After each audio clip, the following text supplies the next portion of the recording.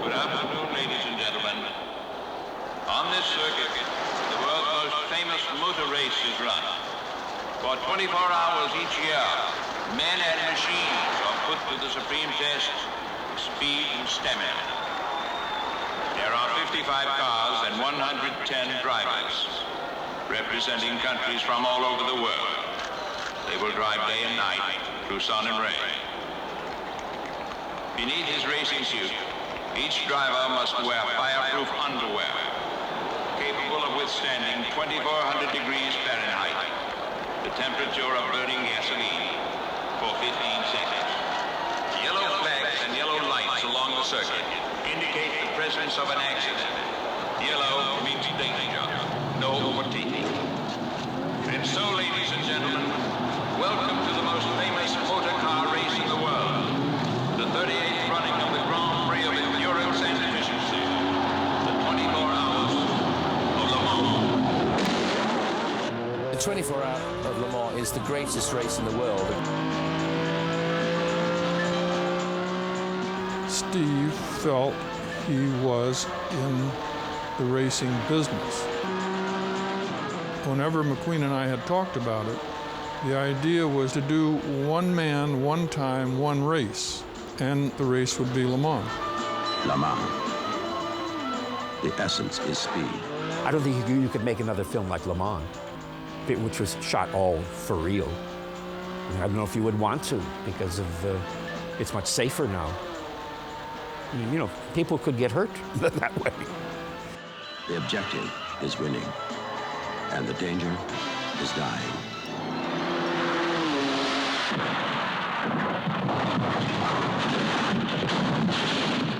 Steve was so taken with motor racing. He'd been involved in it for many years. He wanted to badly do the ultimate picture about motor racing. Steve McQueen, was highly respected by the other drivers. He loved being amongst us, loved, breathing the atmosphere. At 200 miles an hour, the pressure of winning and losing is tough enough. Explaining it to someone else makes it even tougher. The melodrama that went on behind the cameras of Le Mans is extraordinary. When you're racing, it's life. Anything that happens before or after, it's just waiting. Le Mans. The men, the machines, the motion picture. Steve McQueen stars in it. No one else could.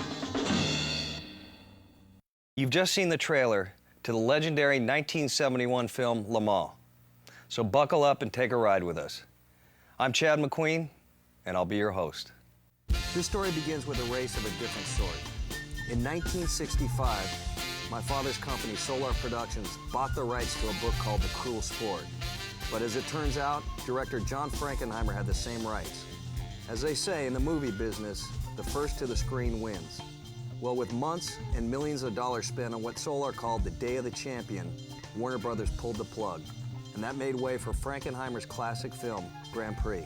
One thing that I can tell you is that my father never gave up. And in 1969, Solar Productions began rolling on a classic film called Le Mans. Coming up, you're going to see some fantastic home movies, stills, and actual scenes from the movie. And we're going to hear from the people that worked on the movie. So please stay tuned.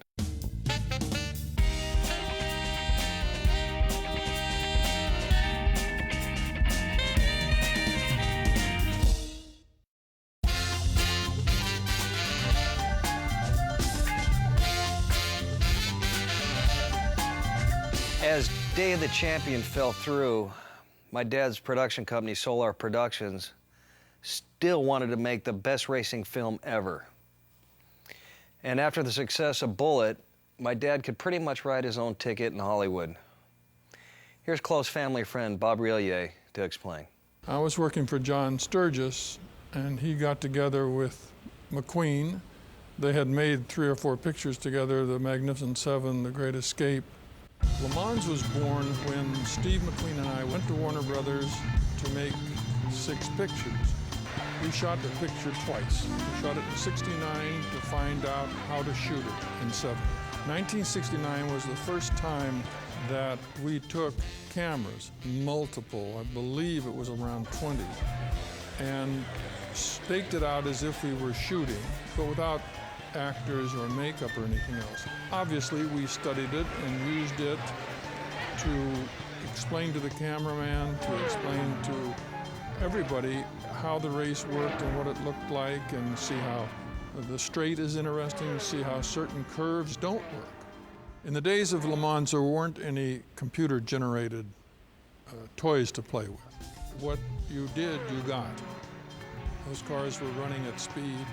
The passing was done at speed. In 1970, we went over proper ahead of time with a rather simple plan that you do for any kind of event motion picture.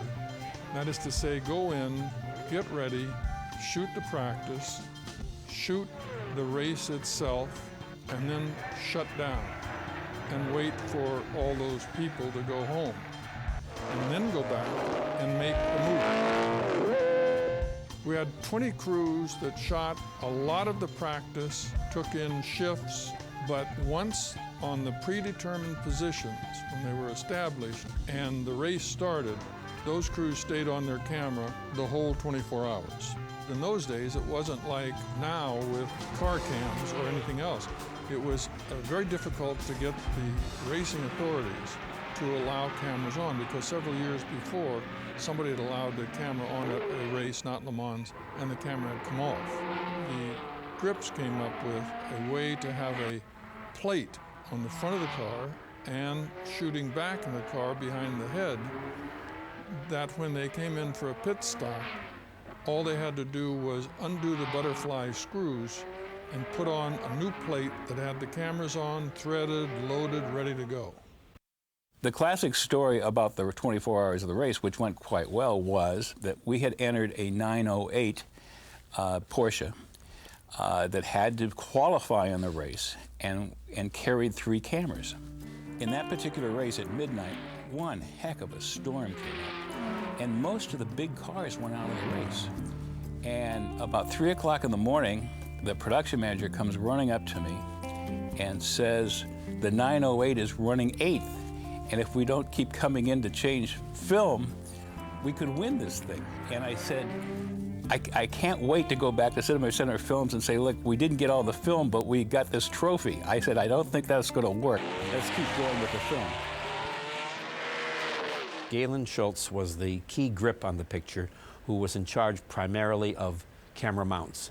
At one time or another, during the racing sequences, he would put 5 cameras on one 917 or 512 and have it going on the Mulsanne, going wherever, without any problems whatsoever aerodynamically. It was so innovative what the guys did with those cameras. At the time, we were going, well, I wish we could make it more realistic. Nowadays, we could do it with cameras. We could do so much with cameras. You didn't have to have the danger angle in it so much. They really made it as realistic as it had been in the race. They brought this gantry, which is a big flat plate on an arm, to the side of the track with a cameraman sitting up there, and they'd bring it down, and you know, we'd literally come around the corner, and as you came up, you thought, you know, at 180, I'm not going to get under that. And then you went underneath and everything was fine. One of the more interesting mounts shots that we had was a side mount on Steve's 917 on the first driver change, which was shooting through the window at Steve. And I talked to Galen and I said, can we put a mount on, and when the car comes to a stop, we have 2 operators, and you put it on a solenoid and disconnect it so they can take it and follow Steve around and see the rest of the traffic go behind it. And he thought about it, he said, yeah, sure. So we did it, and it was perfect. It's not in the picture. But it was nasty for a few seconds because I was about to take the Ferrari out, as well as a lot of cameras.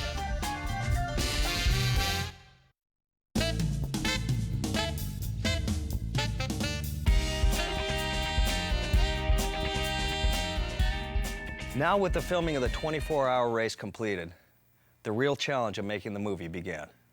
When you shoot on race day, you shoot from the pits out, showing the big grandstand. When you're staging the picture afterward, You shoot from the grandstand towards the pits, where you can put in enough people to make it look good. It looks like you're really there. We had a lot of foreground action and a lot of people moving in and out, matching with all the photographers. It looked rather good, I must say. We brought a Dutch driver by the name of Rob Slotemacher, who I was told was an expert in spinning the car. I said, oh, sure. I said, well, I've driven with them, worked with the best Hollywood drivers in the world. And I said, okay, well, let's see what he can do. So I told him, come here, you just missed the fence, you missed this car, spin 3 times and head that way. And that's exactly what he did. It's exactly what he did. So we used him any number of times, and he was just extraordinary.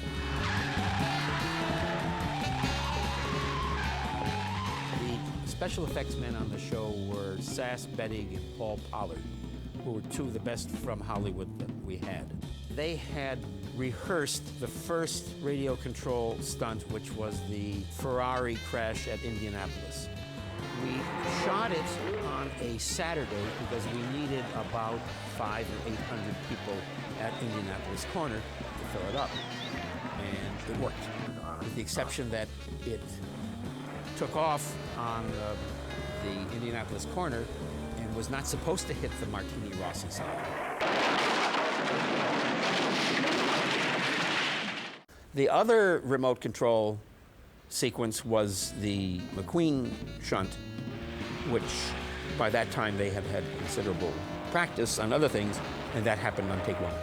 When Steve looks off and is distracted by the blowing up to his right of the Ferrari, and that he runs into the slower 917, it hit every mark on every camera. We had 12 cameras or 14 cameras, and hit every single mark.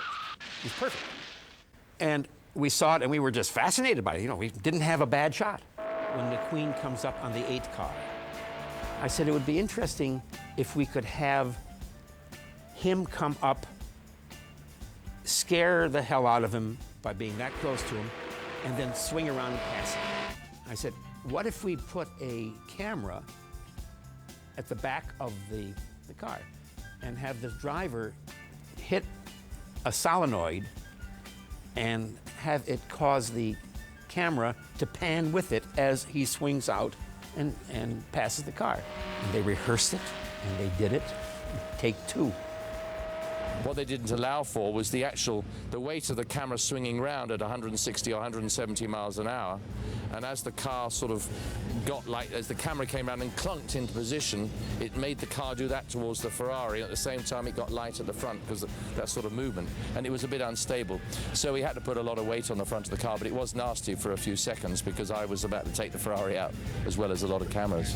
Steve was writing the great American novel, and suddenly he just couldn't get it on paper.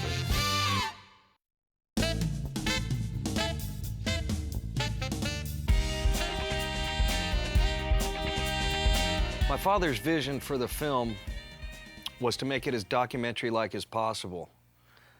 He wanted the respect of the racers. I don't think he cared much about what people in Hollywood thought. The people that were financing the movie saw it a different way. They felt that there was no script. So it wasn't exactly love and kisses on the set. The breakdown between Cinema Center and Solar is that we had gone into a rather lengthy debate over the basis of the film. It's common in Hollywood to start without a script. No, it's not the right way, it's not the economic way, but it's common. And anybody who says it's not hasn't been there. There was never a script for the movie the whole way through. And I don't know how we ever made it work. We had script writers coming in every week with a new script.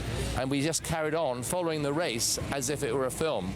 Steve was writing the great American novel, and suddenly he just couldn't get it on paper. And so I jumped on an airplane and went to Le Mans.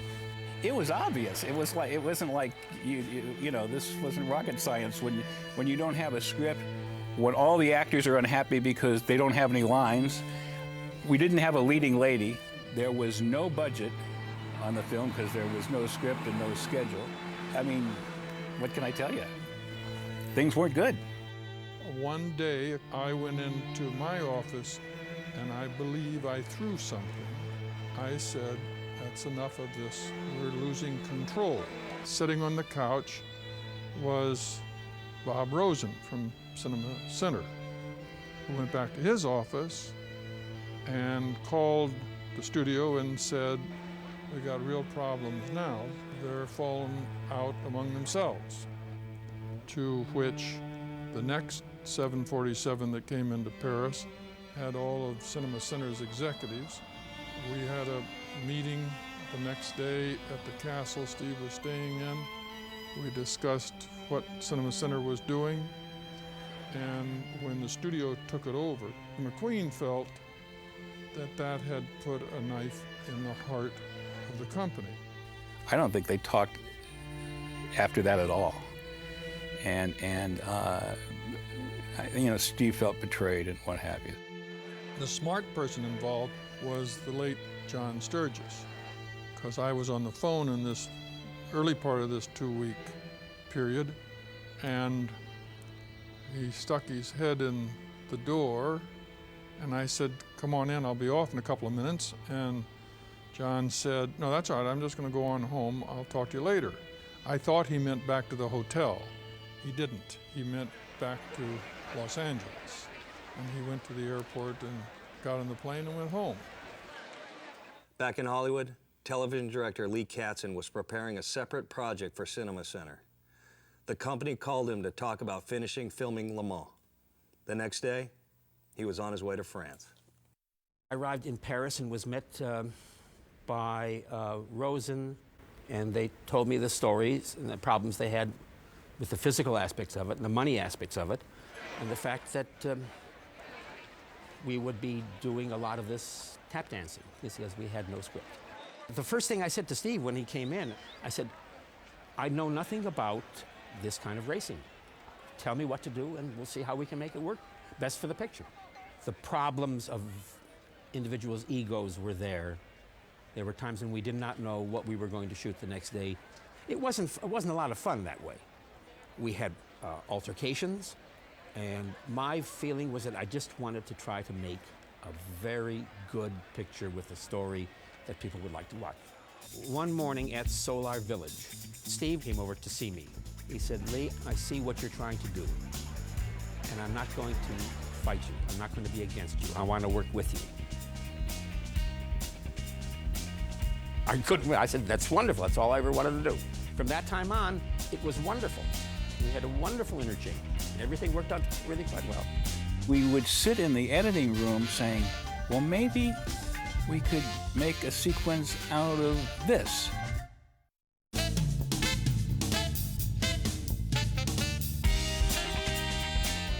Point in fact, in post-production, we were sitting trying to make the movie. I've never had an experience like that before, and I've never had one since, where we were literally making up sequences with existing footage and trying to get to the end of the movie. We had a beginning, middle, not really an end. When we finished shooting, we had 1 million feet of film of racing footage. And we would sit in the editing room saying, well, maybe we could make a sequence out of this. We wanted to be as close to Steve's vision as we could possibly make it, and make it as authentic as possible. All of the sounds were specific. Every single car and every single thing is a 917 or a Ferrari or a Lola or whatever. It's the real sound in the right gear.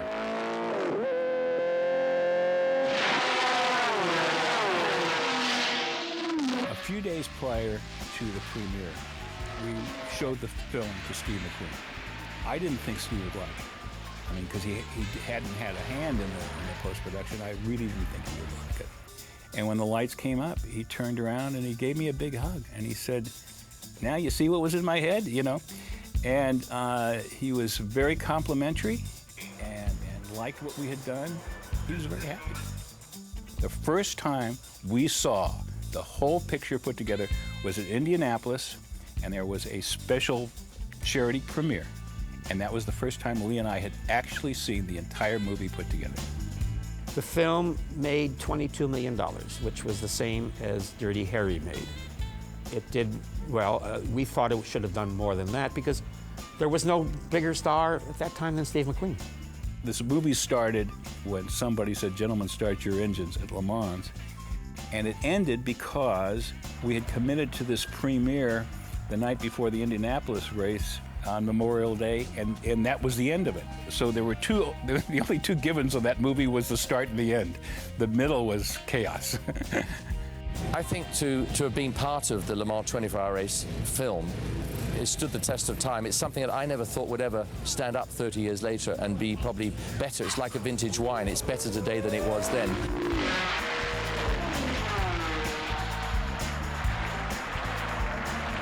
It's remarkable. A lot of people have taken a crack at this since then. You know, the days of Thunder and Driven and what have you. And now with the toys that one has, there's so much more one can do. And yet, I must say, from the racing standpoint, I think we captured what Steve wanted. Thank you, Michael.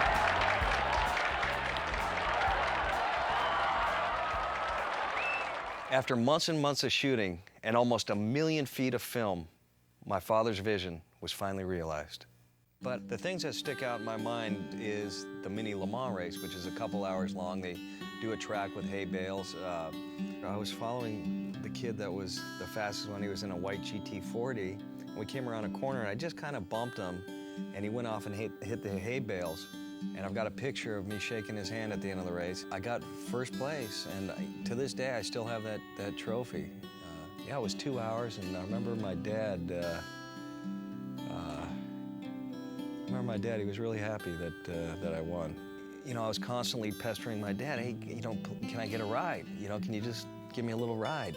One day they were shooting on the Mulsanne Straight, and I was standing at the Mulsanne corner, and they're coming up over the kink, and they're braking, and the cars are getting unsettled, and they'd done a couple runs, and my dad comes down and turns around at the corner heading back towards camera, and he pops open the door and waves me over, you know? So I ran over and I jumped on his lap, and steering wheel's here, shifter's here, and I kind of, you know, wedged my foot, you know, like here, put my hands on the wheel, closed the door, he chunked it down at first and, you know, went through the first 3 gears. I think he was very careful because I didn't have a helmet. He was not going that fast, but I think he wanted me to feel the acceleration. But you know, the G-forces, you know, felt like my face was doing that. And recently, I got to drive the same exact 917 that my dad put me in 1970. Going down the track and looking in the rearview mirror and seeing a 512 behind you, you know, it was a great day.